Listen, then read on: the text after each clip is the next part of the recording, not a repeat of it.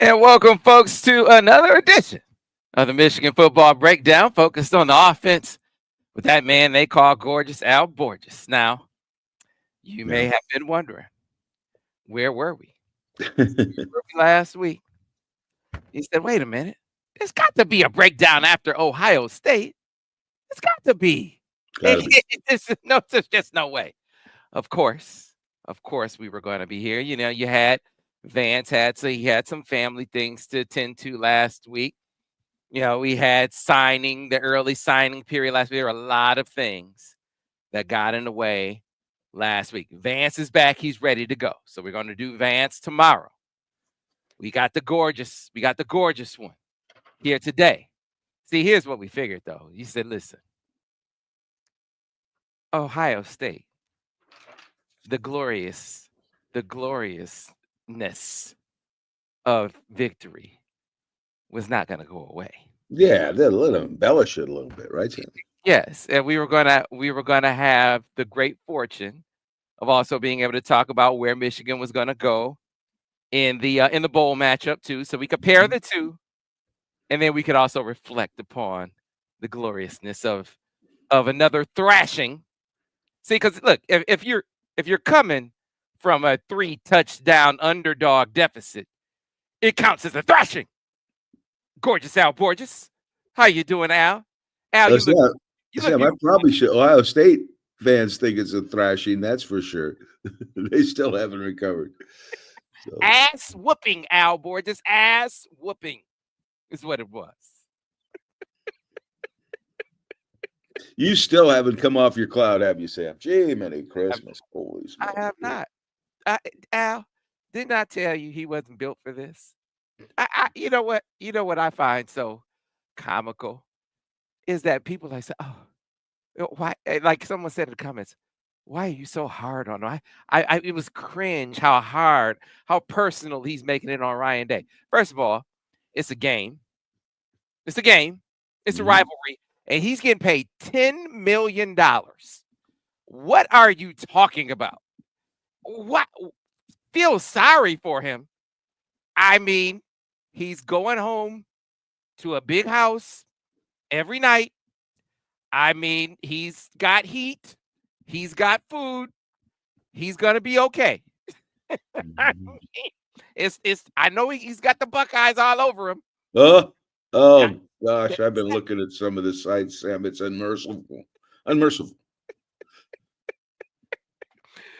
But it's gonna be okay, Al Borges. Al, I missed you though, man. I actually missed. Strange to say, I miss sitting down, breaking down the film with you, especially when it's Ohio State beating Ohio State film. So we're gonna have the film study still. Um, Mhm. so we're gonna do that. I'm gonna actually sit down and go through the film with Al Borges because I missed you that much, Al. I think this will probably be our last opportunity this year. You usually don't do the bowl game. So, yeah, this will be fun. I mean, it wasn't a real, thrilling offensive performance, but at the end of the day, it was a thrilling game, so that's good. That part of it's good, you know. What it was, Sam, was good enough to win.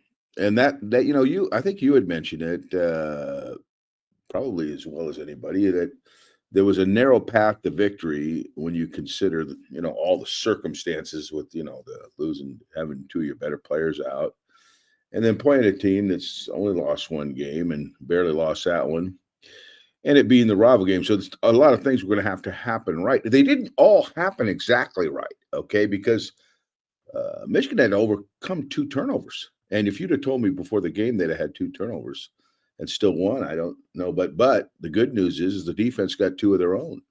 So that was a wash, right? That was a wash. Okay.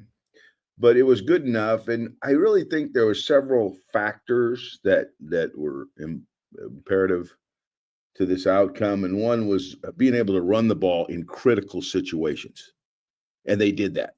When they needed to run the football, uh, they did it in crunch time. I think they had a 10-play drive that resulted in a field goal. And here's one that a lot of people don't realize is what's bigger than people because it did not result in any score is the interception late in the game. but I think that was that was like a 16-play drive or something. What was it now? Something like that. Or a 13-play drive. I don't remember. 16-play drive that didn't result in any 16 plays I got, but it ate up time. And when you got the ball, they don't. Okay. Mhm. We don't Mhm. want them to have the ball. We don't want them to have the ball. That was one of your paths to victory, Sam, was, time of possession. And although again it was disappointing that they didn't score, there was a positive effect to that. Big time. More than I think anybody realizes, but you get a little deflated when you don't get that touchdown. And it was just the guy didn't cover him. I think Sawyer engaged the left tackle and didn't really get any rush. So I think he just kind of fell off and jumped up in the air. There was a ball, but it was open. Nobody covered the guy. He had either dropped it over him or just held it another beat and let him clear. I think it'd have been an easy score, but it happened the way it happened. And then another thing was kind of cool is they went back and used Orgy a little bit and won in a critical 3rd down and 3. And they ran a play that we're gonna detail a little bit when we get into the film study. A little Q duo kick where he faked the handoff. The guy led through, and then Bresson kicked the guy out, and it got a nice chunk of yardage in a crucial situation. So we're gonna talk about that. But it wasn't offensive fireworks. But it worked. It worked, and particularly there, where when you're running that football, particularly late in the game, the Uh, Buckeyes are really quiet. aren't they? Shut the hell up. Shut the hell up. That's what y'all. Shut up. God damn it. Shut up. Al, I was thinking about Al. I mean, you know what? You could hear there was so much I told you so because I remember and I want to give Al his flowers because we think we know so much as fans. Al tells me, he says, Sam, just enough to be dangerous. Just enough to Just be enough to be there. You're like Brian Cook. He knows just enough to be dangerous. I admit, people know, listen, I talk to experts to inform my analysis. I don't pretend. People No. see who the experts that I have on my show, the experts I have around me to inform my analysis. Some of my thoughts, I bring to the table, like the part about getting the psychology of Ryan Day. Now that's my own. Now that's on me. Now that's on me. But the X's and O's part of it, look, I take from Al, I take from Vance, I take from Devin, I take from the guys in the building, I take from coaches that I talk to around the country, both college and pro, that I talk to inform my analysis. So listen, I don't think I think you're doing a disservice to the fans if you don't inform your analysis. And Al, I think that's one of the reasons why we can do this show and talk about the coaches. Because listen, I news flash. Like, I've been very critical. And Al, you know this. I've been very critical this year play calling. Very critical. And to a point where I've been confronted about it. Mhm. You know? Now, that's part of the job. It's part of the job. Like we have to be honest with the fans. Like we have a job to do. We can't just sit here and sugarcoat things that we see when we think they're wrong. But I think where we can what allows us to do the job that way, where we can be critical and still have rapport, still have sort of respect, where we can go and Mhm. still talk to the guys is look, we put forth the effort. They know that we're gonna put forth the time to go and actually sit and break down the film, watch the tape 2, 3, 4, 5 times. We're gonna talk to 5, 6, 7 coaches. We're gonna we're make the effort to get it right. We're gonna ask them, hey, what were you thinking here? What was going on there? Mm. and we're not going to make it personal. And so they might be upset with something we say. And this has been the case in the past with past coaching staffs and this coaching staff. So that to me is the is the sweet spot. Like you don't have to, toe a line and sugarcoat. You can do the job if they see that you aren't just being gratuitous with your criticism, that you are actually using informed analysis. You get experts to do it, and you aren't just taking shots to take shots, Al Borges. Yeah, well, and being a former play caller, you're always sensitive to certain things. I never, I tried not to ever listen to the critiques unless they were from experts. You know what I mean? Because it's the most favorite thing. It's the favorite thing for all the fans to do is to complain about the play caller. But as a professional now, getting beyond all that, you have to look yourself in the eye and be as brutally honest as you possibly can to see if you gave the kids the best chance to succeed. And that is really the bottom line, right, Sam? And sometimes maybe even the layman may have a point. As much as you hate God, I hate even thinking somebody that doesn't ever coach could be right, because they seldom are. But sometimes they might be. Sometimes there might be something you need to consider. So what I did, and I'm sure what Michigan does, and most guys in my position do, is I look back through it and just tear it up one side and down the other. What could we have done better here? What should we have done there? And then try and decide for the next turn how you're going to go about it, maybe differently. Who knows? I know this game, and I've done this the last 2 years. I went through all of Michigan's plays, which I always do. I grade all the players. I basically know what everybody did on every play. But this time, Sam, I looked at Ohio State's offense. I did that last year too, but I did it in more detail this time. Why didn't they succeed? Now Vance looks more at what our defense did, and he'll also look at the offense too.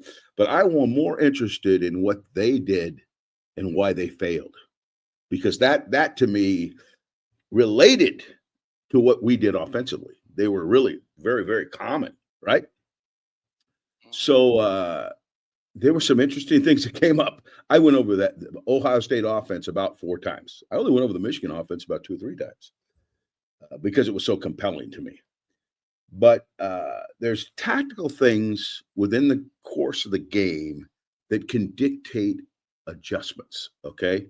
Or should dictate some adjustments. I think you can certainly wrap your head around that. And I don't think Ohio State did them. I don't think they did. If they did them, they did them too late, okay? And that kind of was the difference of the game, because, like I said, Michigan was not prolific offensively by any means. They were defensively. They were excellent, and they were not real flamboyant defensively. They were kind of a 4-man rush team. They left the box light 41 times on first and second down, Sam. 40. You wonder why they wanted to run the ball? It was intoxicating to the play caller. He's up there looking, oh my God, there's 2 split safeties. They're 2 gapping up front. We got to be, Sam, it was only light in numbers. It was not light in people, okay? Because they played hell blocking those 2 inside players. And let me tell you something else. Don't sell those edge guys short either, because they didn't get hooked on the stretch plays. They kicked everything back. There were some schematic issues with their stretch play with regard to who to block. They made some mistakes there. So all these things put together, and then at one point realizing we just weren't going to be able to run into a light box. We just weren't going to be able to do it. We're going to have to throw the ball whether we really want to, or as good as that looks, we've got to abandon that thinking. They probably should have done it a little earlier than they did. Yeah, I asked you this, Al, when we were talking about this after the game. I asked you, did you play chess? And there's this saying in chess, play the man or play the board, or play the man and play the board. And that's a great analogy. Great analogy. And yes. He was playing the board and not playing the man. You're looking at, okay, there's this light box. It tells me I'm supposed to run. He wasn't playing the man. Wasn't playing him. And Sharon did a great job, and Wink Martindale did a great job of playing the man across from him. Right. They know what that guy. An incredible job he did. They know what that guy across from them wanted to do. They know what he wanted to do. And Vance, And Vance, he stereotypes you play callers, Al. Just Oh so no, I know they all do. They all do. he said, I said, play callers, they want to be sexy. They want to be sexy because he knows you as Al, gorgeous Al Borges wants to be sexy. He wants to be sexy. Now we know Al he likes the sledgehammer. He wants to run it. We said, like, these guys, they want to throw it, especially Ohio State. They want to throw it. And here's the kicker with Ryan Day and Chip Kelly. They want to throw it and they want to be tough. So Mm-hmm. let's invite them to do both. Let's Mm-hmm. invite them to do both. Let's show them this light box and invite them to make us walk this safety down. Mm-hmm. Let's invite them to do it. Let's just keep showing them. And they're going to say, well, we're going to run it and we're going to make them walk that safety down because we want to throw shots and we're going to keep running it and we're going to keep running because we're tough. Because we're tough, Mm-hmm. Al. Because we're tough. Even though we can't run it, but the numbers are telling us to run it. So we're going to keep doing it until they walk that safety down. Because they're playing that board out. They're not playing that man. Because that man is telling them, damn it, we can't run it into the. We can't run it. We can't. Why And can't we I'm run running it, Sam? Mason Graham and Kenneth Grant.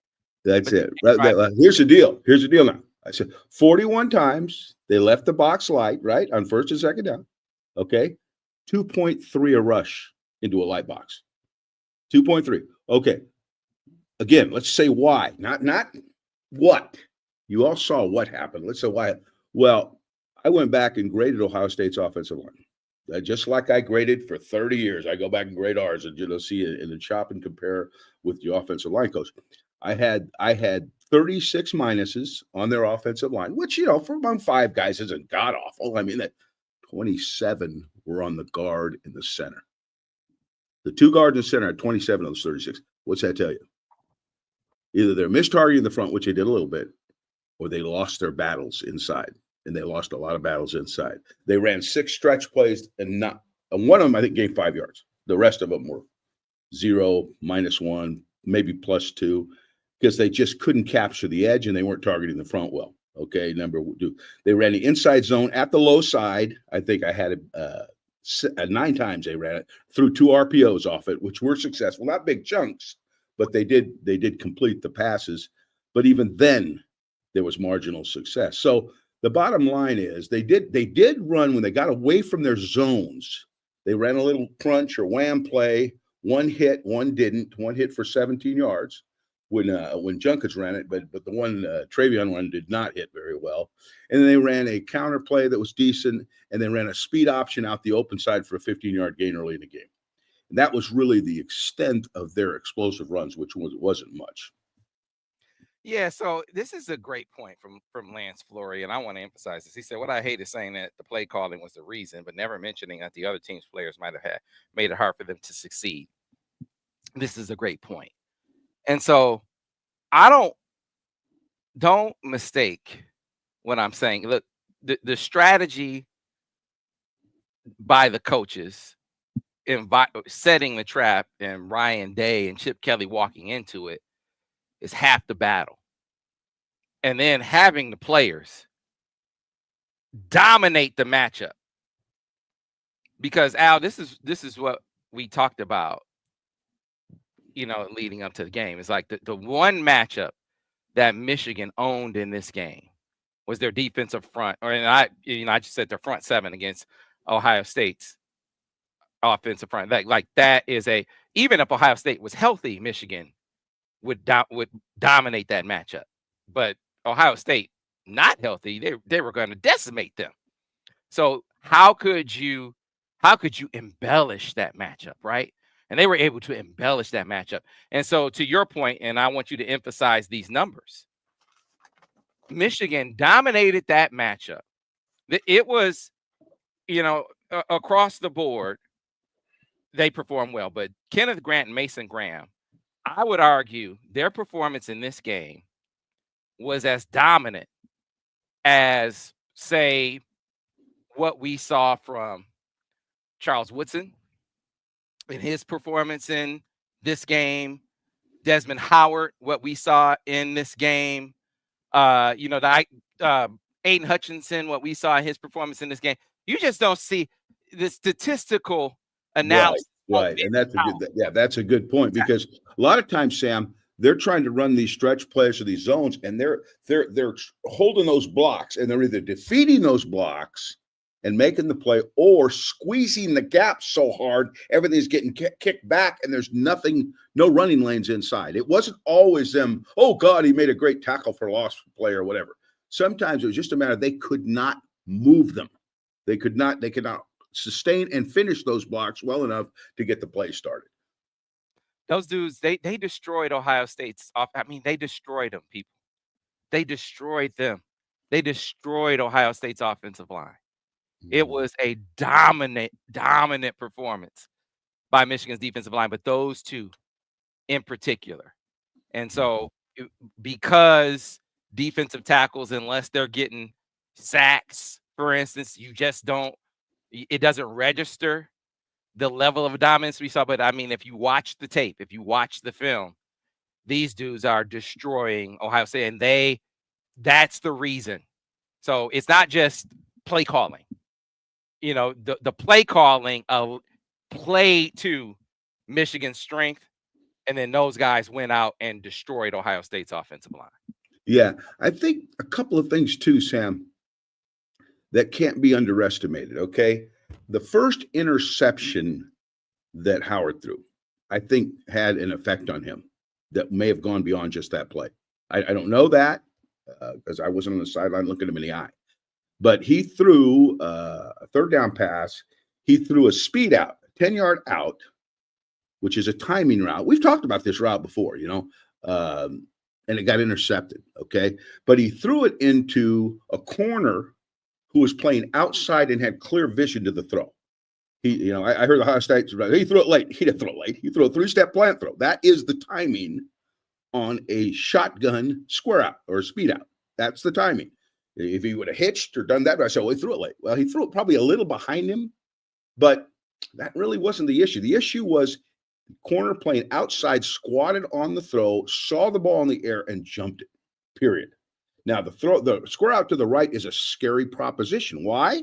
Because the quarterback wants to be sure the throwing lane is clear. So his tendency on a square out to the right will be to telegraph the throw. He'll look early. Well, when he looks early, the corner sees that and he'll settle on it a lot. Usually, when a square out gets thrown, it gets intercepted in that instance, and when it's timed right, it even means the corner stole the aerial at the back of the drop, or he felt the receiver leaning into the cut, and it may have been a combination of both. But I'm betting it's one of the two. The bottom line is, I think that affected him a little bit. He goes, God, I thought that guy was off. I thought I had cover. I had soft coverage. I threw it and it got picked. And to get it out a square out intercepted can be devastating for a quarterback. I'm just telling you, that's a bad interception. When you look at the video, it was mirrored routes because the left receiver was also running an out and his coverage was much softer. And in that instance, when you make that throw, it's hard to steal the quarterback's aerial because his head stays straight up the field to usually the very back of the drop. Well, he'd have had to throw that on a pre-snap read. He wasn't going to be able to come off the front side and throw the out to the backside. He just had to get off the route to the right. That's simple. He didn't. The ball was intercepted. It resulted in bad things for Ohio State. And I think it affected him a little bit later on. Now, later on, he threw another interception on an option route where I think there was a little miscommunication between him and the slot, and he just made a bad throw, but I don't think it was a bad decision. Yeah, and that was before he got blasted by Makari Page, which I think that hit. And Kyle Nesbitt on Facebook said outside of 2 minutes rule, well, Howard didn't give Chip Kelly much reason to be confident in him. I think there's something to that the throw that you're talking about was before the hit. So it's like, man, what's going on here? And then he got hit, and you have to wonder if that affected him. But Wayne on YouTube says the Page hit affected him as well. And then he said, yeah, Joe Clack kept saying that the throw that was picked off by Amir Hall was late, but to your point, he said it wasn't. It was not. How you can't throw a square out any quicker than 3-step plant throw, okay? Because if you throw it quicker, he's not going to be out of the cut. Okay, that's just not true. I watched it. If he hitched it, I'd say you're right. If he pitched it a couple of times, definitely right. But I don't believe that ball was thrown. I think it was thrown a little behind him, and I think it was his aerial was stolen. That's why the ball was intercepted. I think it had a damn thing to do with timing But I hear that stuff all the time, and you know, one man's opinion. Yeah. There's so much more to unpack. We got questions to get to. We got grades. I do want your thoughts on some of these, some of these OC names. We aren't gonna go into all of them because there's too many names to go over. You can check out as I've started to dive into some of the guys I've heard about. I've been talking to agents and talking to folks on the inside about some of the guys that I know Sharon is looking at, but talking to a play caller here and a guy who's in the profession, want his thoughts on some of the guys. And so definitely want Al's thought. Al, let's just get this out of the way now. Let's get this out of the way now before we move on, because so many people have said Al Borges for offensive coordinator. I mean, that optic would be pretty good, right? Half the fan crazy. base would go to Ohio State, I think. Which is crazy. How about that? How about that? It's crazy how full circle we come. 12 years ago, they're trying to run Al Borges out of town. Oh, they did. But let me tell you something, Sam. They got some good candidates, and I'm going to be 70 years old, and that was yesterday. Okay, I do appreciate that vote of confidence, but those days are yesterday, Sam. They're not tomorrow. Look at that. Look at that, huh? You gotta love them. They should have been my agent about 10 years ago. These guys. And it was like, but listen, no, not happening. I tell you what, I'm stumping. I've been stumping for Al and Vance. As much as I love, these are my guys. These are my guys. I love them. I love them to death. But I mean, I've been telling Sharon, hey, you should come get my guys. You should come get my guys. Vance has already said I'm retired, but I don't know. I think my guys have been great at it. They made great analysts. They made great. But that's just me. That's just me saying it anyway. But anyway, the one thing I would say, Sam, I would say this. Okay. Yeah, my coaching days are behind me, but I have not got behind the game. I still stay on top of the game, all the schemes. I could coach tomorrow mentally. Okay. If it meant just understanding the game and what they're doing, I have not lost any of that. But that was yesterday, not today. Yep. So at any rate, so much to get to. We have unpacked a lot of the game, and the point that I was getting to earlier before I went off track and was talking about just the essence of what we do and how we're able to do it honestly for the fans and still maintain, relationships and rapport, even when they disagree or don't like what we say. They can respect how we do what we do because of the way we do it. One of the points that I was going to get to is since I've known you, say, look, man, time of possession is an important stat. It is for certain teams. For other teams, not as much. They don't care. They're going to go fast. The hell with them. But for Michigan, it's always been a big deal. And the one thing, too, Sam, I want to say is, again, I said it before, that doesn't necessarily mean you have the ball more than the other team. Sometimes it'll be a slight edge, or even they might have it a little bit more, but you possessed it at crucial times when they couldn't touch it and had to. Well, they hardly touched it in the fourth quarter. What did they have? Seven plays. They ran 7 plays. In the fourth quarter. Yeah, and I might add 4 of the worst plays I've ever seen in a 2-minute drill at the end of the game. That was awful. That was awful. They had 40 something or 40, how many seconds left and no timeouts, but all they needed was a field goal. They get one chunk. They got the receivers to do it. But Michigan got after them in pass rush, and they gained 1 yard in 4 plays. Man, it was a masterpiece. It was a masterpiece, and that was part of the formula. Get them to the fourth quarter. And that was crazy to hear Joel Klatt kind of, because I kept saying to them, some of the guys had just got here and hadn't faced Ohio State. Man, this dude, he cannot handle the mental stress of a tight matchup in the fourth. Y'all get him to the fourth quarter. You got this dude. I'm telling you. And I've never coached the game, and I'm telling you, you got him if you get him to the fourth quarter. And they said it in a meeting. They said it in a meeting with Fox. and Joe Klatt was like, they really believed it. They must have. And the guys who had been here knew. But the guys who hadn't been here, I mean, they got it. We just got to get these dudes to the final round. And if we get them to the final round and it's a close quarters fight, we got it. And once they got there, it was like, oh my God. And the other guys start saying, oh my God. And that time of possession stat, Al, it's like, man, eventually the other side is going to break. And I was thinking about Al Borges all the way. It's like Yeah. Al kept saying, man, time of possession for all these people that saying go fast, go fast, go fast. That's all that counts. And time of possession doesn't matter. The hell it doesn't. For some teams, it matters. And for It really Michigan, matters. Michigan's a this big game, one it of those. matters. Yeah. Some teams it doesn't. I'll give you that. But I still believe when you've got to win the game in the fourth quarter, you got to run the football. You got to keep away from the other team, who's very explosive offensively, even though they hadn't done a lot. There's still the potential there where they could, right? Particularly what they did at the end of the first half, So you were thinking, we can't let these guys touch it. And then they had the penalty. The penalty killed, and that, I say everybody's picking on Ryan Day. That wasn't Ryan Day there. That was the defensive coordinator did not match personnel right. They ended up with 12 guys and I called timeout. So, I think the blame should go where the blame should go on that. So, but it was a critical error because it gave him a first down and gave him a chance to wind the clock down. And that ended up being the difference of the game.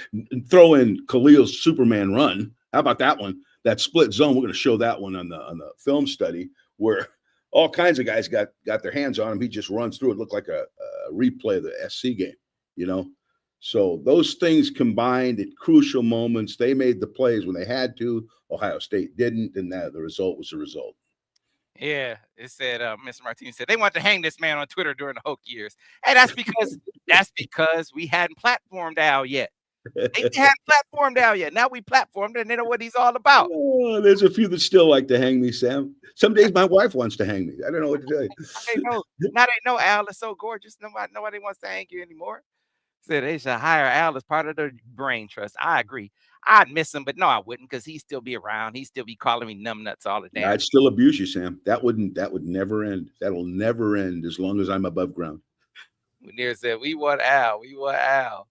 Right? All kind of people say, hire Al, hire Al. All right. So listen, here's what we're going to do. If you have questions for Al, put them in the chat. If you have questions for Al, put them in the chat. We're about to get to the grades. All right. We're going to get to the grades. And after the grades, we'll get to your questions. I want to turn your attention to a couple of things. The final film study, breaking down Ohio State in great detail, will go up on Autograph on Wednesday. If you do not have the Autograph app, now's the time to get it, because all of the film studies, if you missed them, any of them, they're available. And then in basketball season, a lot of great basketball content on the Autograph app, all of your favorite free blog content dedicated to Michigan, your favorite free podcast content dedicated to Michigan, your favorite free video content dedicated to Michigan, aggregated in one place and available on Android and iOS. The Autograph app, you can download it for free. Doesn't get any better than that. And of course, like I said, the film studies available for free or exclusively on the Autograph app. So go over there and get it. And that's how we've been able to pay Al Borges. That's how we've been able to pay Vance Bedford. So, folks, that's how you show your love. That's how you show your support for Gorgeous Borges and Vance Bedford, is downloading the Autograph app. So that's one thing to tell you about. We're going to be getting Al's opinion on some of these names that I've heard about as far as the OC search is concerned. And last but not least, the transfer portal. Transfer portal loser is what they're calling it. A subscription special over on the MichiganInsider.com right now. 50% off an annual subscription right now over on the MichiganInsider.com. If you didn't take advantage of the subscription special during the signing period, you're in luck. Now the portal is open and guys are moving left and right and to and fro. People asking me questions about that right now. Michigan obviously going to be very active during the portal period. There's a 50% off special going on right now over on the MichiganInsider.com. Take advantage while you can. This deal is only going to last for a limited time, only for a couple of days. So take advantage while you can if you want to find out all the portal news as it's going on. I'm going to put a link in the in the chat right now. I'll put a link in the description so you can take advantage of that as well. Do not miss out. Al Borges, let us get to your grades, my friend. Take it away. I gave the O-line and the tight ends a C plus. I thought they were pretty solid. They just weren't spectacular either. But they, when they had to run it, they were a B or an A. So, you know, if you're going to favor a grade, maybe give them a B minus. But I gave them a C plus. Running backs I thought were good.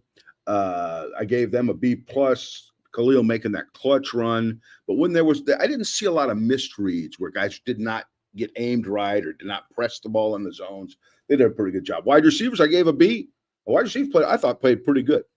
The quarterback, I gave a C, two turnovers, but he did make a crucial run, I believe, on a third down. It wasn't a quarterback draw, but it was just a scramble takeoff type deal that I thought was good. But he played good enough to win. He was not spectacular. 62 yards passing. You're not going to get a fabulous grade out of me, but it was good enough. That's what it was. The offense was good enough based on how the defense played. Yes, it was. It was, I got to tell you, man. Woo! Man, all up in Ryan Day's head. All up in his head. You cannot. Some dudes aren't built for it. He's not built for this life. Not built for Michigan, Ohio State. And, and they keep saying, "Why? Oh, making it so personal, Sam. Making it so personal." The dude is getting paid $10 million. I'm sorry. I'm not feeling sorry for any man that's getting paid $10 million. Cry me a river. Give me a break. If you can't handle it, take the $10 million and go, man, go on a vacation. Go to the beach.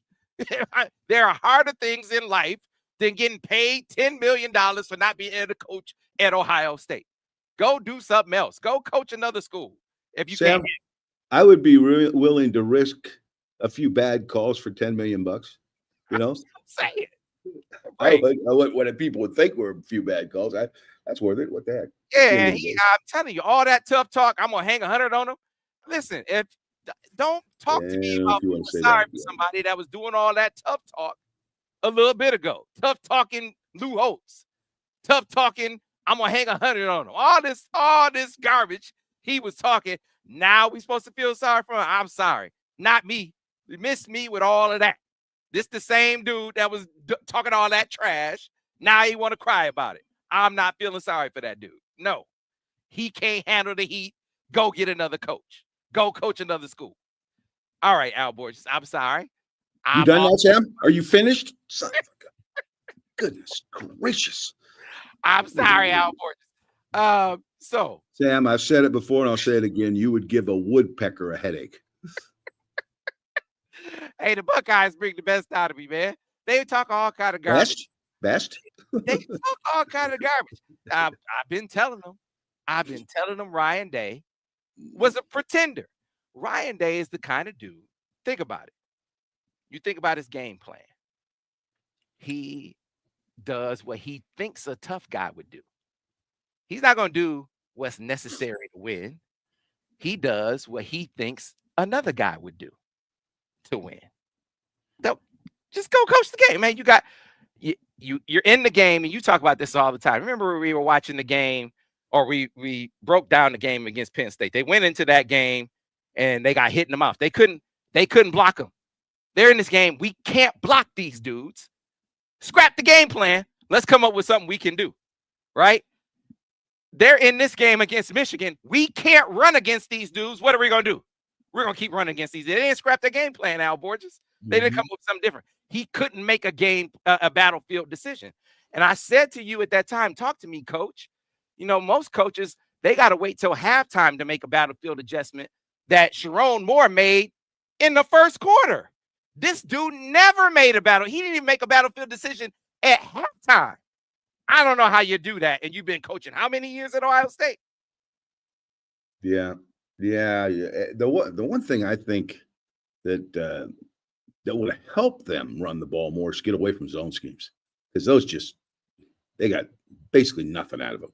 When they did go to some gap schemes, they had more luck. But at the end of the day, when you've run into a light box 41 times for 2.3, I think those other schemes are going to fade after a while too. They won't sustain. So you're going to have to throw the ball into looks that maybe aren't ideal, because that's where your best players are, simply enough. So, Al, I want to get your thoughts, before we get to the questions, Michigan has an OC search going on. Mhm. All right. Um, Kirk Campbell, first of all, listen, he had a tough task in front of him. He did. This He's was not very, a very talent. tough. This Yeah. was not a talented offense that he had this No. year. No disrespect intended to the guys he had on offense, but this was a tall order he had trying to get something consistent out of this offensive um, assortment that he had this season. Mhm. Yeah. Very developmental on the offensive line, very developmental at quarterback with, an unforgiving schedule. They played 4 teams, I think, that made the playoffs, if I'm not mistaken. And I looked at everybody because my son and I were talking about it. I think they had played more playoff teams than anybody did. Somebody can correct me on that if they, or maybe it's somebody else played 4, but I think they played more than that. But that's tough duty. That ain't easy when you're dealing with what you're dealing with and the spoiled fan base. That coming off a national championship, they're going to have expectations, and that's not at all unusual. But I believe me, I have empathy for Kurt because I been in those situations. I know what they're like.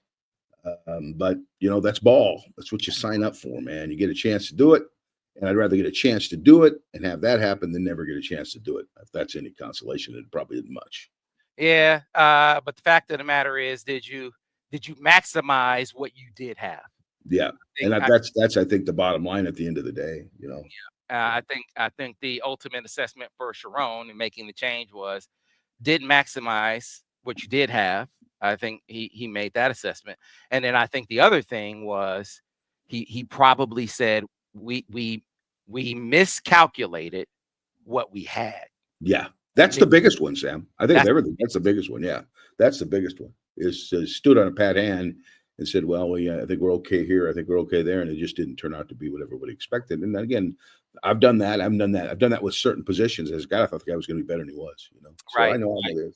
right, and I think ultimately, it's if it's just one of those, if it's hey, we didn't capitalize, we didn't maximize what we have here, then maybe he can get past that. Or if it's, hey, you know what, we thought these guys at at quarterback or these guys at offensive line were better than they actually are. If it was just that, then maybe he could look past that. But both, I think we got to miss on both of those things. I think he said, you know what, we got to go in a different direction. So now, just a couple of names, not the entire slate of guys. If you want to look at the entire slate of guys I heard about, go over to the MichiganInsider.com. I've done a deep dive into several names that I've heard about, but one guy I want your thoughts on is Toledo coach Jason Candle. What do Hmm? you what do you think of him as a offensive mind? His reputation, potential Mhm. fit. What do you think of him, Al? Well, first, he's got a really good background at moving the ball. Okay, they have moved the ball at Toledo. They've moved it with probably a few more spread concepts than Michigan uses, but still very effectively. A lot of common runs. You know what I mean? They run the counter play. They run the zone play. They're a little more stretch than Michigan is. But the bottom line is, and I understand. I don't know Jason, but I know people who do know him, and they say he's very good with the players, real sharp dude. And I think he can take what he would be a guy I think that could take what he's done and blend it with some of the things that Michigan does, and make it all work. Maybe use tight ends a little bit more than he's used to because he's got them. When you got them, sometimes you don't have a tight end or multiple tight ends, and you do all the stuff you'd like to do in that area. But here he's going to have that. So that would be, but the big thing about it, Sam, is I think he's a guy that might be able to bring some fresh ideas that are always good and try and enhance their explosive ability. So I think he's a legitimate guy. He would be a guy that they should look at for sure. He's different. He's more of a spread guy. A little bit more, yeah, a little bit more. They're 11 personnel, probably more than anything now. Where Michigan has been more 12, 2 Mhm. tight ends. one back type deal, or But, Bredesen being the fullback, whatever. but there, I mean, I kind of feel like there's opportunity there, though, Hmm. Yeah. provided he can come in. Because here's what I know about Sharon. If you use his thinking with the defense, he was adamant with the defense. He did not want to blow up the defense because he didn't want to obviously scrap what they had become, but he didn't want the guys on defense to have to learn something totally new. He Yeah. wanted he wanted to stick to the core of what they are, and he wanted to have the coach come in and either be familiar with what they were scheme wise, or to be Hmm. able to learn what they were doing and expand upon it. Yeah. And so Yeah. you I got to think the latter would be the better. I've done both, where I've blown it all up, started all over again. Okay. And I've done others where I came in and used basically the same system and tweaked it to what I liked. You know what I mean? But the words for the players were not foreign because they'd used them in the past. It was an easier transition. And if you can ever do that, that's good. But when you're starting over again, you got a brand new team. Sometimes it's just better to do it with a clean slate. And so you feel like, Candle, head coach, long Mhm. time play caller. That's he has an OC, but it's his offense at Toledo, right? You know, Mhm. Yeah. could you feel like he could do that. Like he could come in, learn what they do, and really put his spin on it with his Mhm. expansion, with his ideas. Sure. So Yeah. I feel like there's opportunity Yeah. Yeah. there. I think I've heard he's a bright guy, and I think if nothing else, he'll improve their 11 package. You know what I mean? Which would be good too. Maybe add a stretch play. Where it's not been a problem. They've had it, but it's not certainly not been one of their main plays. But maybe add that, which I think it has a place in certain games. Where you really would like to use that play and add that to your 4 or 5 play run package that you use every single game. Just things like that. I mean, I'm not saying that I don't know. I don't like I say I don't know Jason. I don't know the situation, but from what I understand, he would be a good guy to blend ideas and bring fresh ideas. Mhm. All right. There's some other names that have been mentioned, but I wanna go to a guy that I know that I know you're familiar with. So let's skip over some of the other names that have been mentioned Mhm. and talk to another guy that I know that they've talked to, that being Chip Lindsey. The Chip, guy.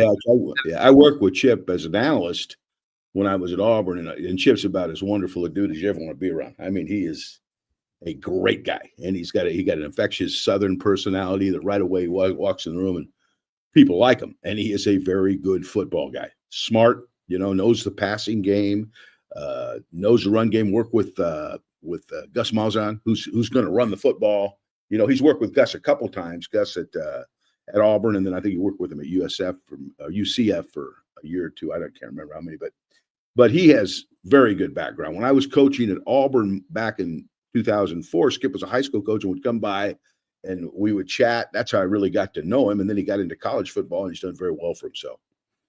Yeah. Boy, I tell you what, if he could bring Omarion Hampton with him, I might I might hire him just for that. Package deal. Omarion Hampton hit the portal, but Michigan can't take juniors. You get So the calf and the cow. There you go. Yep. Yeah. I That'd be good. take him. That dude is the absolute truth. Yep. But you can't get juniors in. He'd have to lose some credits in transfer, likely, unless he were a grad guy, and it doesn't sound like that's the case. But those are just two names that are out there that I know are in the mix.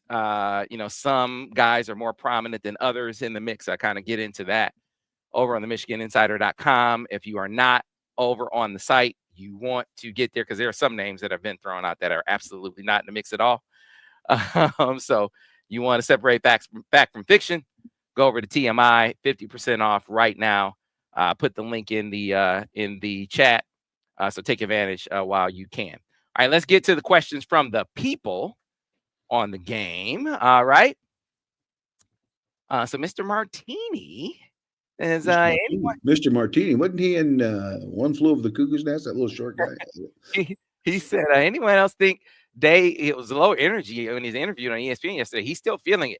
Al, he is still feeling the effects of that game. Like it's this game is, all joking aside, is affecting the hell out of this dude. Yeah. It, Let me explain something, Sam. Let me explain something, okay? You have wins, you have losses. And coaches will tell you, well, it's just another loss. We got to recover and go to the next game, right? But certain losses are harder than other losses, and they just don't go away, particularly when you don't have a game the next week. Okay. They fester and it's hard. This is a hard game to lose. And it was I can see how hard it was for them to lose because they had all the cards were in their deck in this game. And I think they know that. And it's painful, man. It's really painful. And it's gonna the only way that they can redeem themselves is to play another game and play like they're capable of playing. And until then, you got to kind of deal with that anxiety. And every time you start maybe forgetting about it, the fan base reminds you. So this is a hard time for him and for all Ohio State. yeah, you can speak to this, Al. I mean, it, you wonder how much of that bleeds over to a team. And I played high school football. Obviously, we did feed off of our coach. Yeah, Uh, I guess you really don't appreciate how much um, you get a more and more of a feel for that. The more you cover it and you see it, the higher the yeah, level of yeah, football, and yeah. it matters, man. And It I does matter. definitely You think bet it does. he's affecting his team with how this game is affecting him. Right. One thing I was told when I was real young, when I started coaches, is the team will reflect the personality of the coach. Okay, so if the coach demonstrates good recovery skills and says, "Okay, we're going to come back," the team will generally cover. If they feel like the coach is still in the tank, then they'll stay in the tank. So there's a point where you got to recover and get to the and they can bleed a little bit. Hell, everybody does. God, I did. But there's a point you gotta go, hey, all right, we're lucky, guys. We're in the playoffs. We got a chance to win the national championship. The season isn't over for us.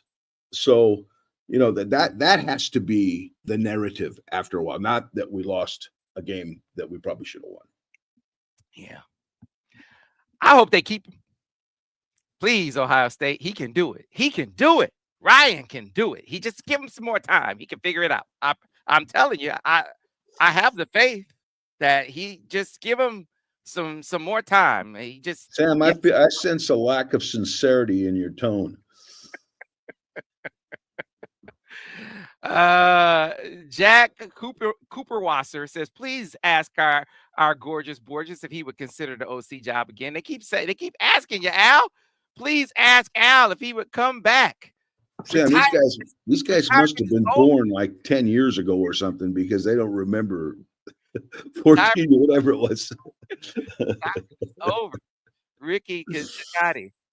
I just want to take a second to show appreciate. I appreciate you guys. I appreciate you guys. I appreciate your support for this show and Al. Um, man, I told Al, you come back and do it. I'm telling you, Al, the people are gonna love you, and you made me right. Until I call a play, Sam. Until I call a play. I used to always kid about that when I got a job. I go, oh, they're so fired up to see you. They're so fired up. Oh, look at, man, we go to basketball. You know, when you get a job, you used to go to the basketball game when you first get there, and everybody's jumping. Hey, look at it. And then you call a play. And Hey, once you call the play, your stock starts to plummet a little bit at a time. you made me right. I said, Al, trust me. Trust me, they're gonna love you. I mean, you love gorgeous Borges, just like I said. Hey Arnold says, is there going to be offensive film breakdown? Yes, Yes, of there course, is. Yes, of there course, is. Yes, of there course. is. We got to talk about this a little bit, but we got to show you all the little intricacies. This is just coach talk right now and Sam talk. But we got to Yeah. show you the why, and the how. The why and the how. That's what I love. Uh, Not the what. You already know what. The why and the how. Steve Favors, any thoughts on the O line leaving? What are you hearing? So Al, a couple of guys, Dom Jadis and Andrew Gentry have hit the portal. Mm. Um, I think a couple of things are at play. I think, and this is the nature of the beast, Al, and you can kind of speak to this. Listen, I think you guys have agents, and when there isn't a clear starting job, like if they don't know for sure that they're going to be starting, it's number one. And there's there is an agent who tells them that they can get them more money and a starting position elsewhere, and they're going to go explore their options. Mhm. And I think that that's what's at play here. So, I mean, that's the nature of the beast. That's the day and Yeah. age that we're in right now, Yeah. Al. Yeah, I So, think most of the guys that leave, Sam, either get solicited or they don't see a future wherever they are, and or maybe both. I don't know. But sometimes you think that grass is greener and it ain't as quite as green as you thought. You know what I mean? A guy like Gentry, I think, is going to be a pretty good player and will play here. But I'm not him, and I'm not dealing with the things he's dealing with, so I don't know all the facts. But I know if it just came down to playing at Michigan, there may be a day when he plays a lot at Michigan. So um, be careful. That's why I yeah, say be careful. Make sure you got all your facts, and maybe a few $1,000 on NIL isn't worth making that move. yeah, they were both were first time really playing extensive snaps. So, Mhm. maybe this was a growing pains year, and you could say the best football is ahead of them. Uh, Mhm. you hope, and Sure. maybe Particularly that position, because that's developmental, man. Offensive line very seldom step on campus and play. what So I would say. Here's what I would say, Al, because look, Michigan is definitely out shopping for offensive linemen, and mhm, I wouldn't rule out the possibility that Michigan, as they're out, scouring the portal, is also taking a look at their own guy because they know what those guys are, right. and so you assess what you're looking to spend in the portal for these other guys, and Mhm, can you get those guys that maybe you feel like they're better than what you have? And if you can't get those guys, then maybe you come back around to your guys, and maybe then you can't afford to bump them up because clearly they're also looking to get more money too. That's a factor here. mhm. So maybe then Sure. if you whiff on guys who you feel are better, then you can afford to bump them up with the idea that maybe they're going to be better if you bring them back. Mhm. So there's that Yeah. out. You never know. I mean, there's so many components now, Sam, that I never had to deal with. I'm just not sure of the dynamic on all this stuff. I think I got an idea, but not really. I mean, I don't know who's talking to them, how many people are talking to them, how their parents feel about it. I mean, before you just recruited and they came. If they didn't like it, they left. But they knew when they left there was a penalty for it. So they hesitated. Now they don't blink an eye. Yeah. Lance Flory wants to know, Al. Oh, that's the wrong one. This is one. Keegan Emhoff wants to know, Al, how soon would you like to see Bryce Underwood start? Are you taking a transfer to start? If I thought he could help the team, you bet I would in a minute. What you'd really like to do is not toss Bryce to the Lions too quick because that can affect him now. But when would I like to see him start? As soon as he is ready. Okay. And as soon as he's ready, he'd like to play tomorrow, right? And who knows, maybe he can. I've seen a few freshmen that can, but normally it's the exception more than the rule. So if you could get a transfer that come in and may play a year, a guy like Russell Wilson did. Remember what he did at Wisconsin? Somebody like that, and let the kids see the game, see how the position's played, and the ups, the downs, train them in the system, the whole deal. And then if he could play a second year, God, that'd be awesome if you could do that. If he was good enough to play his first year, that'd be good too. But there just isn't that many that don't go through excruciating game growing pains at that position that can do it. So I don't know if that answered the question, but that would be how I think. Yeah, Antoine Johnson said Michigan should go get Miller Moss because if Michigan is playing more advanced system, you need to get an experienced quarterback. And I think Miller Moss is in play. I think Miller Moss has been in play. I think Miller Moss has had an interest in Michigan. I think Miller Moss had an interest. This is my gut talking. My gut tells me Miller Moss had an interest in Michigan for months. He's had an interest in Michigan for this is my gut. what my gut tells me. And he's had an interest in Michigan for months. This is why we've been talking about Miller Moss for months, is because my gut has been telling me this. And so, no surprise that he's in the portal. This was before he was benched, right? And it's my belief that he's fine with Bryce. He's fine with Bryce. Mhm. With Yeah. Bryce being here. Bryce Underwood's a competitor. I've seen him play twice in person, and I don't think much is going to scare him. I haven't seen. I don't know the kid, but I watched him play, and he is a good get for a lot of reasons other than just his ability. Right. And then a lot of people want to know about Jaden Davis. Look, compete. You want competition, and can you speak to this, Al? When I speak about Bryce and when I speak about Miller Moss, not speaking about Jaden Davis isn't about saying that he's a non-factor. This is about, hey, you want as much competition in the room as possible, and then you let the best man win. Yep. Whoever's the best guy starts, and then you figure it out from there. That's exactly right. And Jaden Davis should be the last guy to transfer. He's been here and he knows the system. He's already got a leg up on most of the guys that he's going to compete with. Okay. Plus, he got a ton of ability. And I think he's another guy. He's the guy everybody was fired up a year ago, right? Now this year, everybody's fired up. There'll be another guy this year that everybody will be excited about. But Jaden Davis is got a lot of talent, got a good throwing arm, and I think knows the system, is a smart kid, and I think he will be in the fold, okay? And everybody's going to have to compete with him too. All right, let's go back to the questions for Gorgeous Al Borges. Here's one, and you got to kind of go into it's kind of an unfair question for you, so you have to make some assumptions here, Al. Christopher Robbins wants to know, why could Kirk never integrate Donovan into the passing game? Seemed to be low-hanging fruit. Yeah, I wanted to see more Donovan in the passing game too. I did. But some guys, it's just not their culture to throw the ball to the backs a lot. They're just they're not comfortable in that zone, and they aren't going to call those or design those kinds of plays. And I think they did some of that. I think particularly a couple of weeks ago, it looked like they were really trying to get him the ball. But it didn't work out, and that was yesterday's news anyway. Move on, I'd say about that. All right, Al. Michael Dunn, and this gives us opportunity to kind of talk about the Crimson Tide. Al, will we beat Bama? And let me throw again. Will we beat Bama again in the ReliaQuest Bowl coming up on the 31st? And I guess, who's even? Do we even know who's going to play for Bama? Who's going to play for Bama? Who's going to play for us? That's what I want to know. I'm not answering that question until I see that. Ask that question when we find out who's opted out and who's not, and then I'll answer it.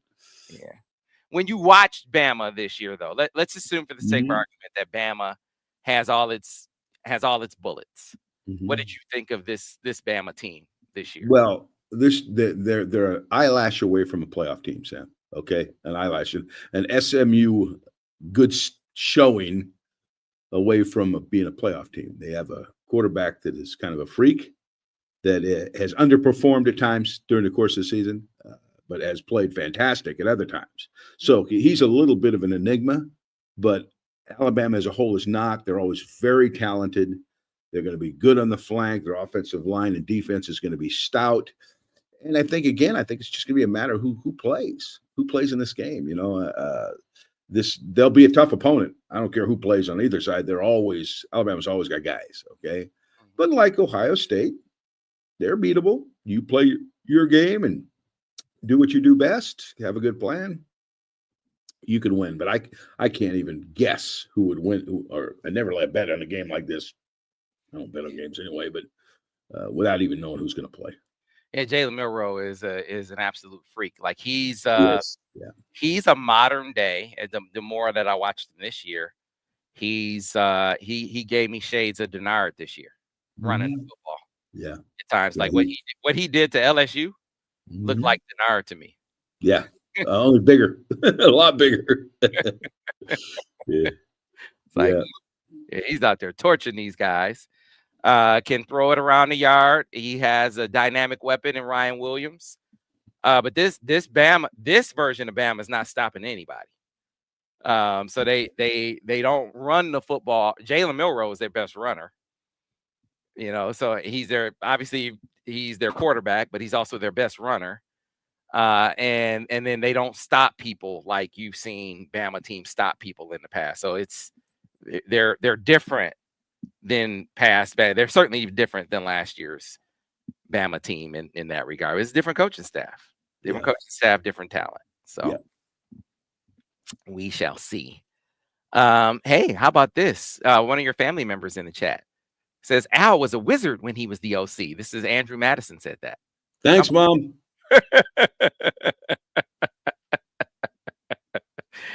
Alfie Birch, we got a former Wolverine in the house. As a former player for Bo and Mo living in Ohio, you made my life easy for the next year. Birch, number 7. We got a former Michigan, well, always a Michigan Wolverine, but a former player in the house. So, Alfie, appreciate you joining us here on the Michigan Football Breakdown. Mr. Martini wants you to know how much we love you, Al.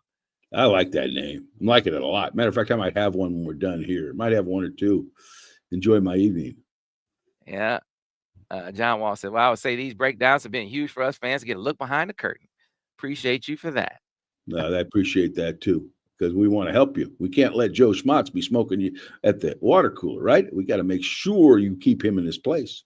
Yeah. Benjamin 5 says, Sam, is it fair to call Ryan Day a Boone's Farm coach? No, that's James Franklin. You can't take James Franklin's title. That's James Franklin. And we see old James charging those crystal prices, and he's a Boone's Farm coach. Keep living up or living down to that tag, James. I love the Big Ten coaches. I think you can tell that. All right. Al, can you put the blame on Warren's first interception on the receiver, Tyler Morris? Looks like he broke off short on his route. Oh, God, I got to go back and look. Which one? On Davis Warren's first. Right, that was in the second half, right? Mm-hmm. Yes. Oh, incomplete target. Oh God! What? Get me back to that play. So his first interception was the one that he sort of threw behind. Oh yeah. That just looked like a bad throw. Boy, what a pick that was! What an interception! That was Downs. The one that went Downs intercepted, right? Oh my! Yeah, I don't. That's something. I'd have to talk to the coaches to know exactly what the communication on that was. To be fair, but I know. I can't believe if they put that in slow motion. I can't believe he caught that ball in the position he caught it. But I'm not sure. I'm sorry. I'm bowing out of the answer to that question. I can tell you the second one. That was not hard, but the first one is. Yeah, it just looked like a little bit of a communication problem. The guy kept crossing and he threw the ball or whatever. It just looked like they just weren't on the same page. Yeah. For as hard as I was on the coaches in the Indiana game for red zone play calling, because I am very clear. I'm a stickler for not putting everything on the players. We got a lot of players who watch this show, a lot of player parents who watch the show, and so I'm conscious of not making every error be on them. Very conscious of that. And when there's blame to go around, sometimes it's the coaches. And so we got to be mindful of that. And I felt like in the Indiana game, it was the red zone play calling was to blame for them not being able to score. But that interception in the red zone against Ohio State, I thought that was just on the goal line. Oh, that was gut wrenching. That was an interesting play because it was a fabulous call. It was really a good call. I mean, he faked it. Okay, made the fake. Nobody covered him crossing, Sam. Nobody had him. And don't tell me that what's his noodle had him at the end, Sawyer, because Sawyer engaged the tackle. He looked like he wanted to rush and didn't get any. So he kind of saw him raise up to throw, and he backed up, and he just didn't get quite enough air in it. Or, like I said earlier, if he just would have let it clear a little bit, because he had time, there was nobody even near him, he'd have thrown it. But that was a little bit of a weird one. But I can't say that's a bad call. That was a good call. That was a great call. Good call. That was a great call by Kirk. There was a lot of people who said, "Oh, that's a terrible call. No, Got no, to no, run that football. It's first down. You got to no, run it."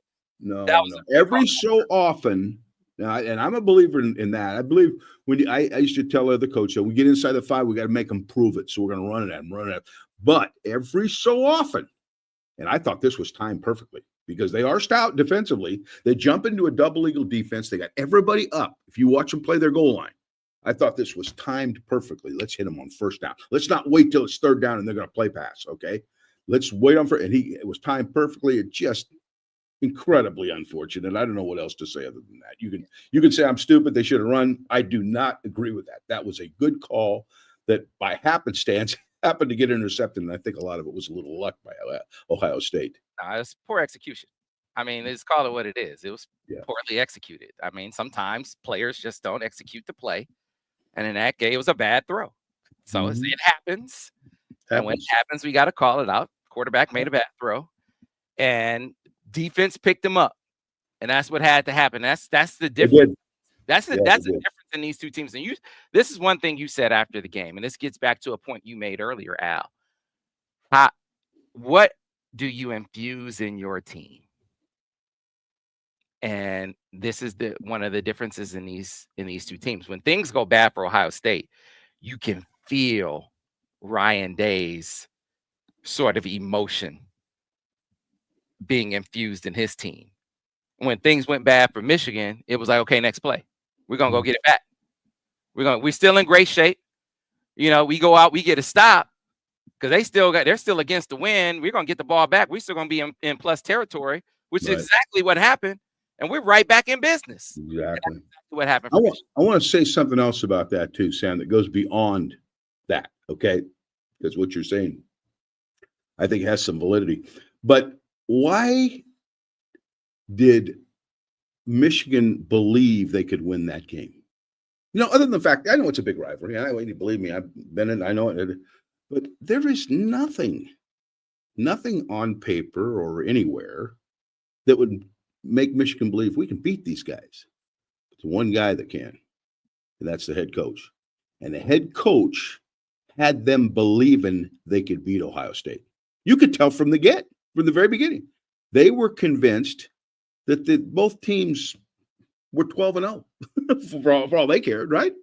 We can beat these guys because this is a big game. You can never tell what's going to happen in the game. We're in their backyard, and we're just going to piss a bunch of people off. He had them believing they could win the game. And that 90% of teaching, Sam, is believing in the pupil. And I just believe he did a great job of mentally and emotionally preparing that football team to play and then dealing with the adversities that came up in the game and recovering. And that's why they won the game. I mean, that's in large part why they won the game, because he had them believing they could. Mhm. Yeah. I just that not enough was made of the coaching. Out of all the breakdowns of the matchup, and Ohio State had most of the matchups in this game, not the defensive, defensive line or front seven, which was hugely in Michigan's favor, and we emphasize that. But in all of the breakdowns, nobody mentioned the coaching matchup because Sharon outcoached Ryan Day last year, and no reference was made to that until late in the game. All of a sudden, Gus is like, "Folks, ladies and gentlemen, this young fella, Sharon Moore, is a coaching genius." And I was like, "Oh wow, Gus, oh, so he just became a coaching genius at the end of the game when it looks like they're gonna win, huh? Wow." It's like that's a good piece of front running analysis. We Mhm. couldn't have, you couldn't have talked about that earlier in the game, before the game. So I don't know. I thought that was relevant at the beginning of the game that he outcoached Ryan Day last year, and that was a big factor in this game in the final analysis. Al, let's get back to some more of your questions before we get out of here, as they have piled up. So Al, Keegan Emhoff has another one. Al, when we take a new OC, will we lose our use of the H-back? I don't think so. No, I don't think so, because and I've looked at a lot of guys, and most all of them use an H back. Now, some use them more than others. Okay, and we here at Michigan use them a lot. So a good coordinator is going to take what he's got and basically do the best with what he's got. You put the right pieces of the puzzle in the right spot. And I believe that Sean will pick a guy that'll do that because I don't believe, and I don't know, but I don't think there's going to be wholesale offensive changes because the personnel's been recruited to that style of play. So now what you got to do is figure out how to make that work within your own system, and again, including an H back, okay, and then bring some fresh ideas that maybe haven't been done that may improve the offense. All right. Antoine Johnson on YouTube says, Al, I firmly believe that Kirk Campbell was stubborn in this play calling, and Michigan could have won a lot more games. Does Al believe we should have run more RPOs with Orgy? And who does Al like for OC? Um, what's the first question? I believe we should have run. I think RPOs would have helped. They started doing more, although they didn't much in this game. Sam, remember a week ago, we saw several run control RPOs, but they didn't do much in this game. I think it was because they just felt like they could pound inside. I wouldn't. Why throw the ball? When you think you can run the ball, which they end up doing pretty well. But I like RPOs. But let me tell you something about RPOs, and I used them. Boy, I'll tell you when I used them in Michigan, but I used them a lot when I left Michigan more. They're the type of thing that you want to use, not abuse, because they can come back to haunt you. The quarterback gets a little fundamentally sloppy on RPOs, starts making bad throws when it isn't an RPO and all that. So you got to be careful a little bit. But yeah, I think the inclusion of RPOs are always good if you don't have a great quarterback run game. And even better, maybe if you do, because then you can include him with part of the RPO. So yeah, I think they could have used a few more RPOs, but again, I'm not in those meetings, and I don't know what's said and how you go about things. I just watch it after the fact and make some decisions about that. But I would not be RPO crazy, but I think you could use some. I think the next guy in, you'll probably see a little bit more of that stuff. All right. And I don't have a pick as offensive coordinator. I watch all the guys. I can watch a guy and say, no, I would not take him because it's just so far. But he's not interviewing guys like that. He's interviewing guys that can jump into the culture and function right away. Yeah, and let me skip to a recent question. There are a lot of questions in between, but since this kind of piggybacks on that topic, this one just came through on Facebook. From Jeremy Matthews. He said, one issue I want to discuss is what type of offense do you think Michigan is going to move to? Any hunches on if they can still perform the pro style system and still attract the recruits they are trying to grab on the perimeter and future quarterbacks? Al. Pro style system should sure as hell attract recruits in the perimeter. Yeah. But you're going to have to throw the ball and convince them that we're a pro style passing game as well as we're a pro style running game. Now, so I think, and Michigan over the years has gotten good players to play wide receiver now. I mean, it's not like they've struggled. So I think getting a guy like Bryce, having a guy like Jaden, having some of the guys, maybe getting a portal guy, and going back to throwing more balls is going to attract more receivers. You know what I mean? I mean, but the proof's in the pudding. They don't want to see. They know if you can get the number one quarterback in the country, that you're not going to have him hand off all the time. I mean, common sense tells you that's not going to happen. But Michigan's always going to strive to be a balanced football team, which is won them the national championship. It'll win them another one if they get the right players again. So I think just the byproduct of your system and the players you put in your system will get you the players you need to win.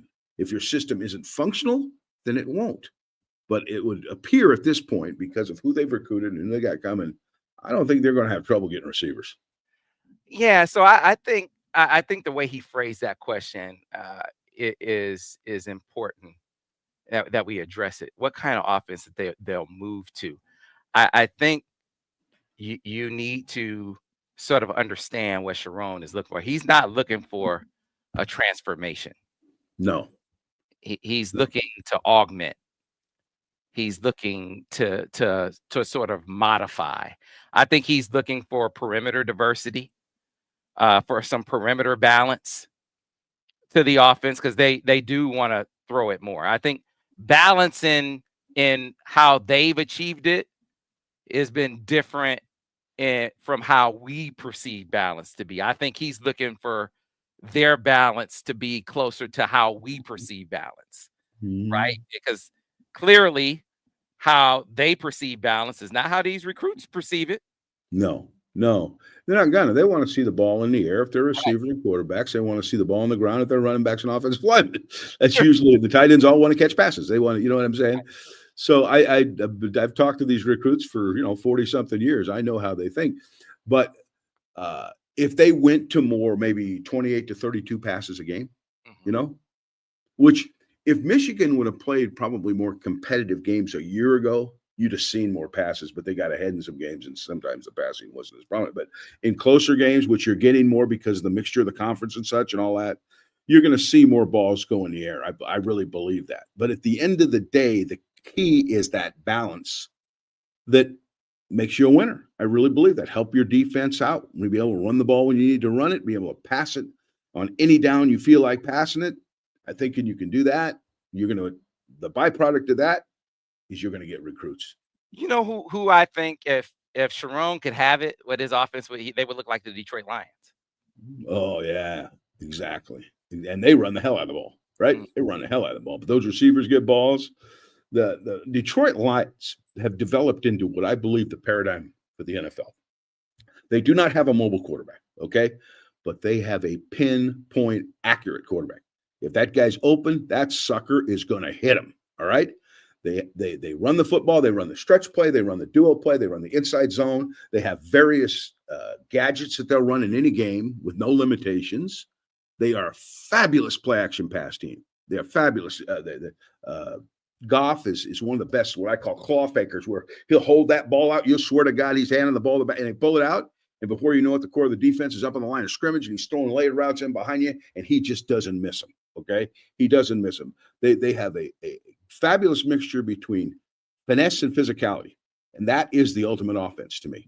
A team that can knock you off the ball, and then the next down trick the hell out of you. So I just think that would be, I think, what not just Michigan would want to be, but I would think pretty much everybody would want to be, particularly if you don't have a quarterback that runs a lot. Yeah, I think he wants to keep his. I think he wants to keep his entire run menu. Maybe add stretch, but but add perimeter diversity to their pass scheme. Mm-hmm. Their pass menu, at least as far as it relates to the receivers, and being able to incorporate them consistently, just is not there. To make their naked package Mm-hmm. be relevant, which it's not Mm-hmm. right now, It's not, like it is no. for the Lions, No, right? but look at they got a great naked package Detroit, and their quarterback is not an option to run. You know what I Mm, mean? He's not, but he's such a good faker. They sell it so well. They run the route so precisely. There's just generally somebody wide open every time they run a naked. Hell, there's someone wide open damn near every time they run a play action pass. So they just have it because and it all starts with a really good running game and a coach that insists on it. But Campbell is smart enough to realize he cannot win in the NFL just pounding people. That doesn't work. There's got to be another component that forces people to defend the entire field and both dimensions of your offense, run and pass. yep. There's some great questions. All right, we got time for a few more. A lot of great questions about the OC. This is a good one. Do you think that this is from Ben on YouTube? Do you think the OC changed the requirement to get Bryce? Yes. The OC, I'm not sure. Do you think the OC change was a requirement to get Bryce? Oh, do you think they had to change the quarter? That's possible. I don't know. Again, I I don't know what happened behind closed doors, but that's possible. Who knows? You I th- think I so? think it was huge. Yeah, I I think don't it know. was huge. I think it was put it this way. I think it was a very big factor in the thinking about what are you going to do to what are you going to do moving forward to diversify your offense. I don't want to just win. Yeah, I want to win a Mhm, championship, but I want to win a Heisman Trophy too. mhm, Yeah, I want to win a championship, and I want to be the best. I want to be the number one draft pick and win a Heisman Trophy. mhm, I want to be. I want to win a championship, and I want to be Jaden Daniels too. I mhm, want to do both. can you do both? Yeah, and they would have to present him, I would think, something obviously that's better than they've done a year ago or Right, this past season. So whether that happened or not, I don't have any idea. But you have to sell him on something that you're really not being able to sell right now, but right. you're going to be able to sell in the future. So uh, I don't So know. yeah, so I think my opinion, I think you had to sell him a vision that you were going to do whatever it takes to make your offense be something different than what it has been, even when you had JJ, which won a championship, but JJ wasn't in Heisman Trophy. Mhm. You know, he wants to win the Heisman Trophy. So what can you? Well, I'm going to make it even more diverse because that's what you're going to have to pitch that to JJ to get JJ back. Like, are you going to throw it more? Right? Mhm. Even JJ wanted to know that. So Mhm. yes, yes. All right. Uh, on to the next one. Let's see. I don't know the answer to this. Mr. Martini's back. Tom Brady endorsed. I don't know if this is a question. Would Tom Brady endorse Scott Leffler as OC, or is that a statement?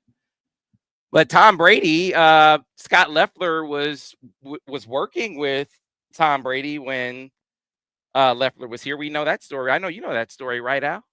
Yes, I think Scott was a GA, but Stan Mhm, Parrish was Tom's coach. I know mhm. that. But he probably had a good relationship with Scott. That wouldn't surprise me. Yeah. Here's another guy you know, and you can speak to this. Antoine Johnson says, I wouldn't mind Michigan going after Andy Ludwig. He fits Michigan's style. What would you think about that, Al? Oh God, I think he's perfect. Yeah, he would be a great pick for them. But I think Andy, who I coached, at Portland State, and who I've worked with, I know my brother. But I think Andy's decided, like I have, that the coaching days are behind him, and that he's going to go ahead and watch from his couch from now on, like I've been doing. So, as much as that would be a fabulous fit, I don't think that's in the cards. The irony of timing. Yeah, it is The some irony of timing. amazing. 2 years ago, Sam, where was Andy Ludwig was offered the coordinator job at Notre Dame and came back to the campus at Utah, and they wouldn't let him out of his contract. He was the hottest, I think, coordinator in the country, or one of them certainly. And he didn't do that. Then 2 years later, they fire him three-quarters way through the middle of the year. That's the nature of this job. That's the way this job is. The highest of highs, lowest from lows, and it can go there from one to the other in the snap of a fingers. That's just the way it is. Doesn't make you any lesser, coach. Although people think, oh, the game caught up with them. Or no. It's generally circumstantial. Coaches don't change too much, believe it or not. Utah blocks him from They taking blocked him. They wouldn't let him in, and they get rid of blocks him from him. taking the Notre Dame job, and Yeah. then fires him the next year. You gotta be kidding me. You gotta be kidding. You know how many games that guy has won at Utah? He's had two stints there now. He's been there two different times. They beat he beat Saban. I can't remember the bowl. His first time around, which they were complete underdogs in, and then his next time around, they won. I think they won the Pac-12 like twice. And then all of a sudden, one year, you lose a guy here, you lose a guy there, and you're not as smart a coach all of a sudden. So, but I know the feeling. Yep, timing is everything, Albert. Timing is everything. Timing So. is everything. A couple more. Da, da, da, da. Here is another one. Let's see. Says Adam Shepardson. Hey, Adam. Have you looked into any of Michigan's 25 recruiting class thoughts? So let's just get your thoughts on the quarterback, on Bryce Underwood. Watching him on film, what you've seen of Bryce, just break down Bryce's talent, what you think of the number one quarterback in the country. Yeah, it'd be unfair because I have not studied their recruiting class. I will look at them after the fact, but I have not studied their recruiting class. But Bryce Underwood, I've been fortunate because I've watched this kid play twice in person. Watching Celine play when CJ Carr was there and such, they played them in the playoffs twice. And this kid I won't say the first year he was good, but I wouldn't call him a one-man show because they had a running back that was really a good player and was, every bit as instrumental to them winning as Bryce was. But the next year, he was the show now. If he could make all the throws, but if the throws weren't there, he could run for a first down, and nobody could really tackle him. Now, particularly at that level. Now, this level, they're not going to be near as easy, but just to know that he's big enough, strong enough, uh, his arm is powerful enough to do all the things you're asking him to be able to do in that capacity, and add to that the either designed runs or improvisational skills that you just don't see in a guy that big from every quarterback. So this guy is legitimately, if the number one recruit or number one, certainly one. If he's not number one, he's certainly one of the top in the country. This guy's a great guy. Now he's going to have to be developed, just like anybody else. It's not going to be a gravy train. Step in there and hand it to him and expect everything to be all of a sudden wonderful. But he certainly has a skill set.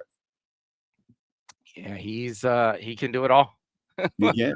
Yeah, I was talking to one of the coaches.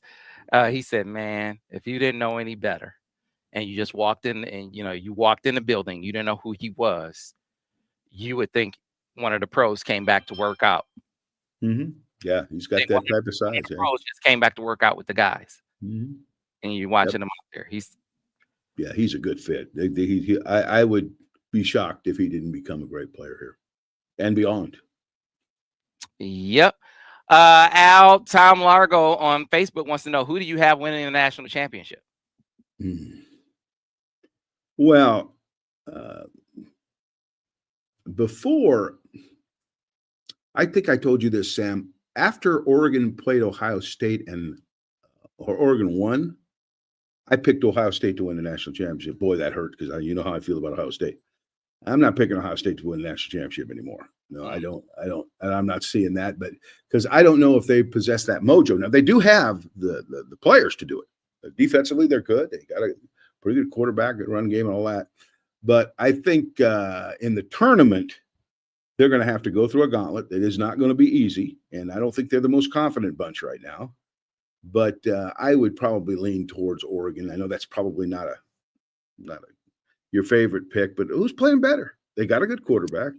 They showed a little vulnerability stopping a run. Now that got you a little concerned, but they've been, the first two games they started a little slow, okay, against Boise and against Idaho, but after that they've been a steamroller and they got the momentum. And I don't know, I haven't seen a better team. I can say, oh, they're better than Oregon. No, I have not. Oh, man, no, Oregon's the best team in the country. I don't think it's even close. Yeah, I don't think you can argue it. I mean, now they got to play. You got to win it. You got to play. I mean, it's never that simple. But if you've seen a better team, I like to know who it is, and I've seen them all now. Haven't seen a better team. No. Consider that they had to,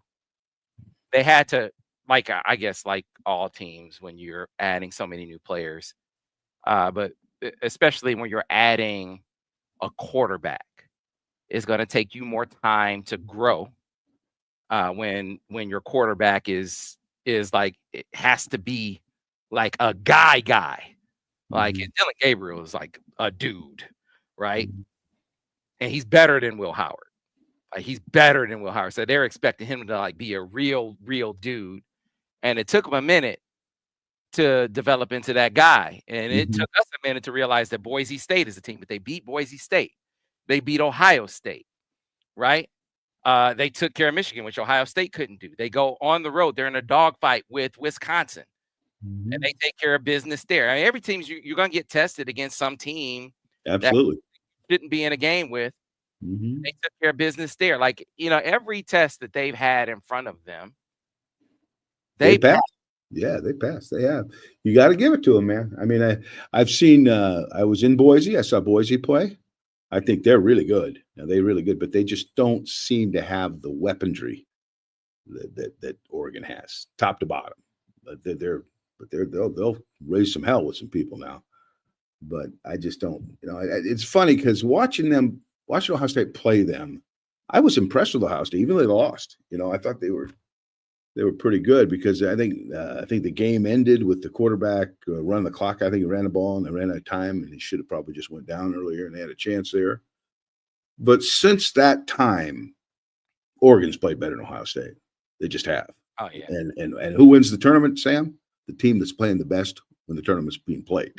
That's in any sport. It's not always the team that played the best during the course of the season. Sometimes just, but Oregon's playing pretty darn good. Yeah, and there's some question about does Georgia have Beck at quarterback, and I guess some people are saying Beck is out. But even if Beck is there, I would feel antsy about Beck. There's a span of the season where he was thrown into the other team like they were Yeah, his team. I yeah, think he's he had like been on 5 New or 6 England too. Yeah, interceptions in the yep, span of like a couple games. yep, Like I don't trust that guy. yeah.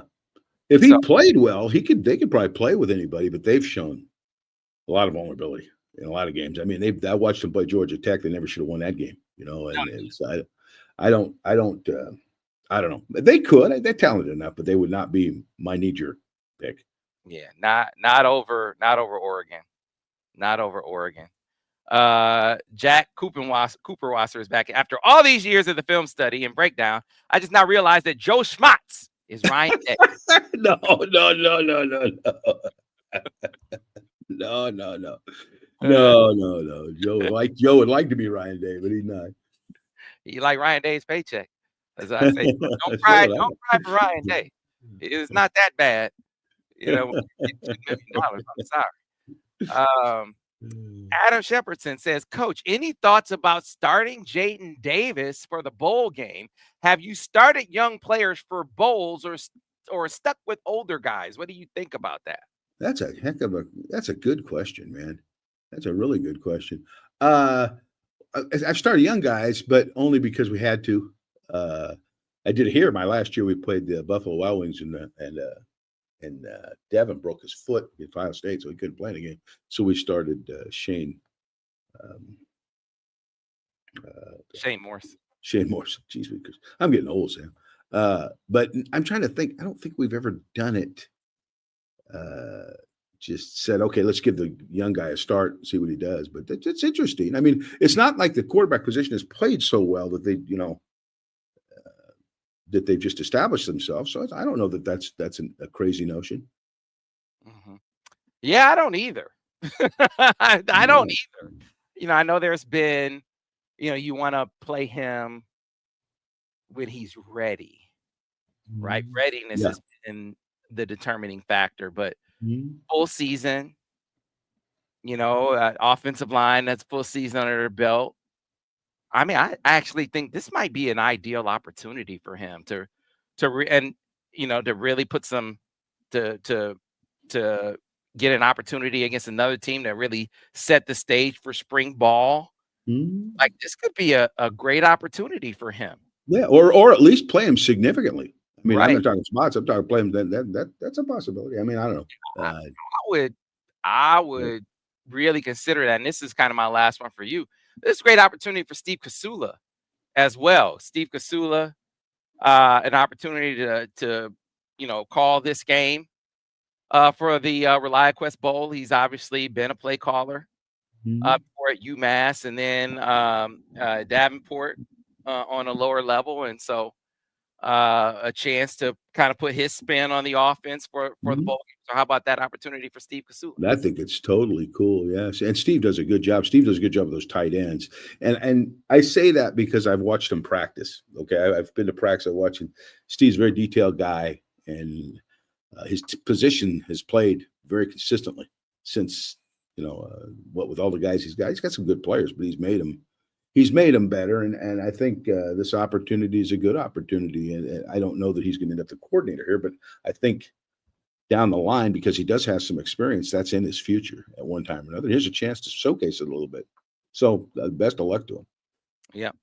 So we have the film study coming up. The film study will go up on Wednesday. So we'll stick to that. Was one of the reasons why we went ahead. We thought about putting it up on Friday, but it throw it off and people wouldn't even be looking for it on a Friday. So we wanted to give you an opportunity to promote it and let you know that it'll be coming up on Wednesday. So you'll be able to watch the Ohio State offensive film study on Autograph coming up on Wednesday. We're going to have the Vance breakdown tomorrow. Look for it at noon. Tentatively, we'll do it at noon tomorrow.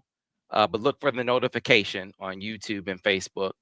But tentatively, it's planned for noon tomorrow. Vance had a little family thing to tend to last week. So he was out, but he's back, ready to go, chomping at the bit to victory lap. Vance said, listen, I may have said just get them to the fourth quarter, but I didn't tell you they were gonna get there. I just said that was the path. Vance was the one that said, no, I see him getting there. I see him getting to the fourth quarter. And he's 40% chance. He actually put a percentage on it. He said 40% chance they get to the fourth quarter in a one-score game.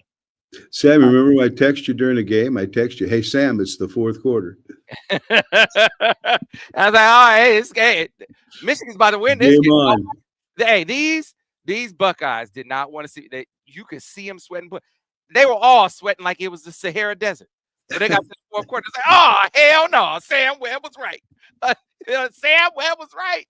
Oh, my God. They just knew. They knew they lost the game. They knew it was over. They knew it was over. It's like, oh, my God. Ryan Day blew this one. If he blew this one, it's over. And that becomes the $1 million question.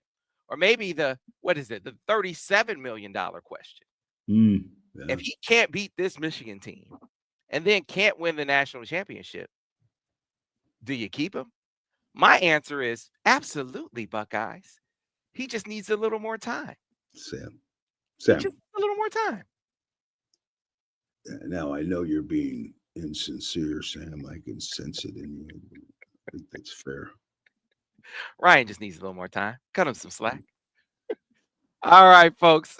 We appreciate you. I mean, almost 3,000 of you in here. 3,000. Holy smoke. There's that many people interested in what we got to say. That's amazing. They love Gorgeous Borges. I'm just telling it's you. Not to love Sam. The chicks dig me. What the heck? Yeah, I'm just telling you. They love Gorgeous Borges. So appreciate you joining us for this breakdown. Look for the film study on Autograph coming up on Wednesday. If you don't have the Autograph app, it is available on Android and iOS, and it is free. You can download it for free. link.ag.fan/SamWebb. Go ahead and download it. And by the way, you want to keep track of what's going on as far as the OC search.